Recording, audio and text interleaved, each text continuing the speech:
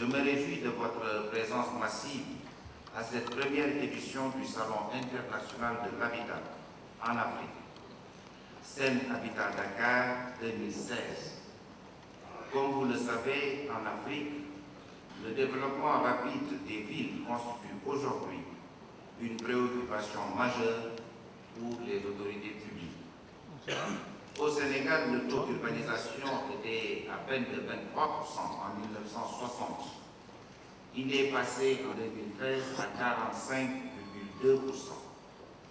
Et selon les projections, il sera de 52,55% à l'horizon 2030.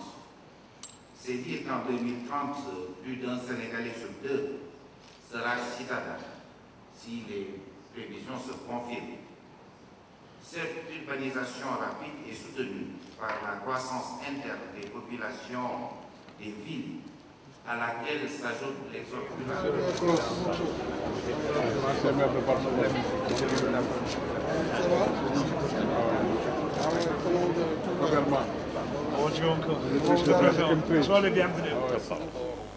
Brevet déposité à la loi pays, l'organisation de Bruxelles, et qui nous a conféré la qualité de technologie de construction la plus appropriée.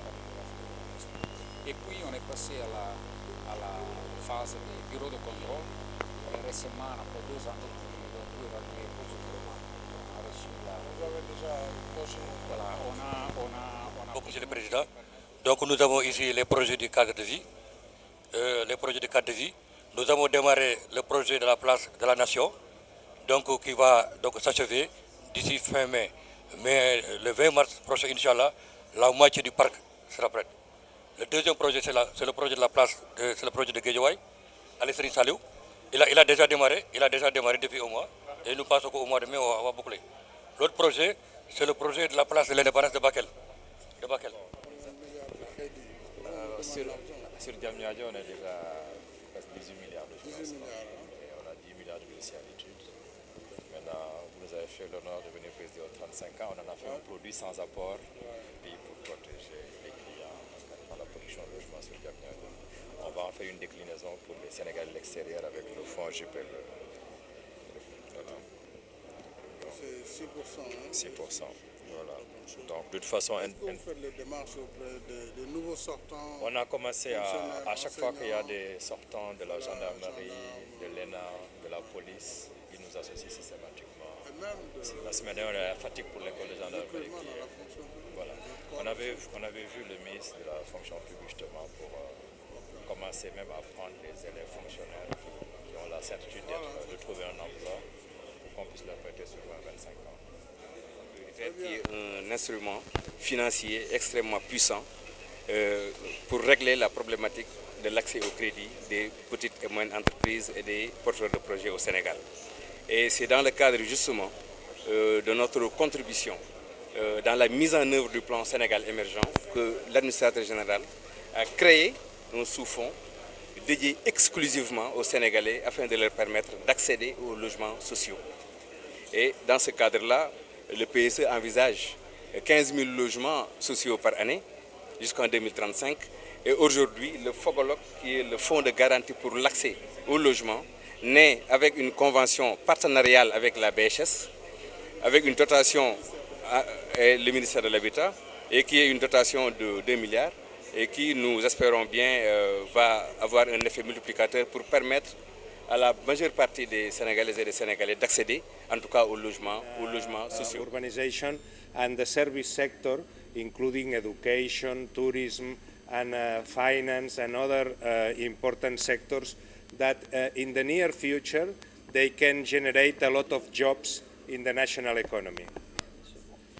La relation de l'urbanisation est très importante avec 2 secteurs principaux pour l'économie. Le secteur de l'industrialisation, le secteur secondaire, et surtout le secteur tertiaire, le secteur service, qui peut contribuer d'une façon très importante à la croissance économique, surtout avec des opportunités d'emploi sans précédent dans le domaine de l'éducation et du tourisme et d'autres aussi, et dans le domaine financier aussi. Ce qui va faire face à l'endettement, ce que le calcul que les Sénégalais font en général, c'est de dire quel est le logement que je peux cibler qui correspond à ma quotité ou à ma capacité d'acquisition. En sachant que toutes les banques faisant du crédit, le taux ne joue pas tellement. Je le dis très à l'aise, d'autant plus qu'aujourd'hui, du fait de la lourdeur des formalités pour les immobiliers à travers l'intervention notaire et les prises d'hypothèque, beaucoup de compatriotes prennent des crédits d'équipement qui sont à des niveaux de 9-17% pour se lancer dans des acquisitions immobilières tout simplement parce qu'il y a la formalité. Donc ça signifie que la variable, je ne dis pas qu'elle n'est pas importante, mais elle est second plan par rapport au coût. Et le secteur de l'habitat, à mon avis, rencontre ces mêmes difficultés. Et aujourd'hui, il faut quand même se féliciter de... C'est vrai qu'on a encore des progrès à faire en matière d'habitat, mais en tout cas, si on se réfère à l'UEMOA, je pense que le Sénégal a aujourd'hui un marché de crédit le plus dynamique, aussi bien en termes de taux, je pense que le DG l'a dit, qu'en termes de volume, je pense que le tiers des crédits à l'État qui sont donnés au niveau de la zone UEMOA reviennent au Sénégal, et en termes de dossiers, de nombre de dossiers approuvés. Mais nous avons encore beaucoup de progrès à faire, surtout si on se réfère au benchmarking que le professeur nous a montré tout à l'heure, et notamment aux pays du Maghreb. Et là, j'ai puisé des données statistiques qui m'ont vraiment...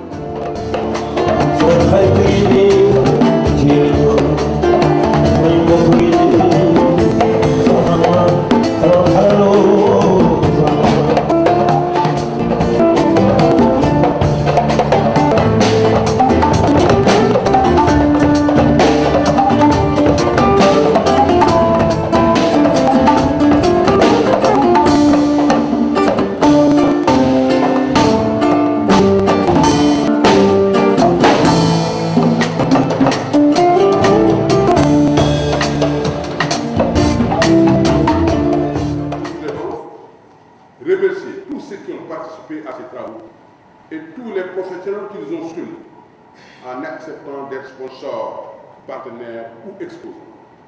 Et en particulier, bien entendu, le directeur de la promotion de l'habitat social et toute son équipe. Je n'oublie pas le comité scientifique. Sans pour autant, je vais le dire encore, je n'oublie pas le directeur de la PHS.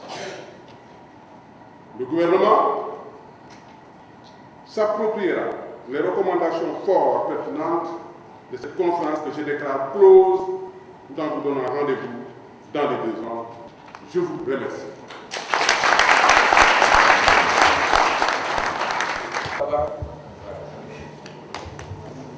Odile Kaba fait partie des partenaires internationaux de l'habitat.